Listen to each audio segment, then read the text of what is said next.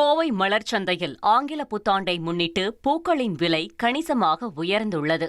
பனிப்பொழிவு, பூக்களின் வரத்து குறைவால் விலை உயர்ந்து வருவதாக வியாபாரிகள் தெரிவித்துள்ளனர். அதன்படி மல்லி கிலோ 2000 ரூபாய்க்கும், முல்லை கிலோ 1200 ரூபாய்க்கும், செவ்வந்தி கிலோ 120 ரூபாய்க்கும், செண்டமல்லி கிலோ 60 ரூபாய்க்கும் விற்பனை செய்யப்படுகிறது. தலைக்கு வைக்கிற பூ பனியின் காரணமாக மல்லிகைப்பூ அதில் 10 கிலோ மல்லிகைப்பூ 2000 ரூபா போயிட்டு இருக்கு. முல்லைப்பூ 1200 1400 போயிட்டு இருக்கு. ஜாதிப்பூ 1200 போயிட்டு இருக்கு. கனகாம்பரம் சுத்தமாக வர்றதில்ல.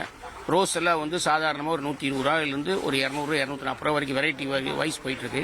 வேற சாதாரணமாக மார்க்கெட்டுக்கு வர்றது ஒரு நாளைக்கு ஒரு 10 டன் 15 டன் பூ வந்துருக்கும். இப்போ ஒரு 20 டன் 25 டன் பூ வந்துருக்கு. அதனால் வியாபாரம் கொஞ்சம் டல்லாக தான் போயிட்டு இருக்கு. இருந்தாலும் பரவாயில்ல, ஓரளவுக்கு மக்கள் வாங்கி சாமி கும்பிட்ற அளவுக்கு. அது இப்போ இந்த ஐயப்ப சீசனு, இந்த மார்கழி 1ஆம் தேதியிலேருந்து வீட்டுக்கெல்லாம் வாங்கிட்டு போறீங்க. 1/4 கிலோ 1/2 கிலோ வாங்கலாம் நிறைய பேர் சரியா வாங்கிட்டு போனாங்க. இனி செல்லும் இடமெல்லாம் செய்தி.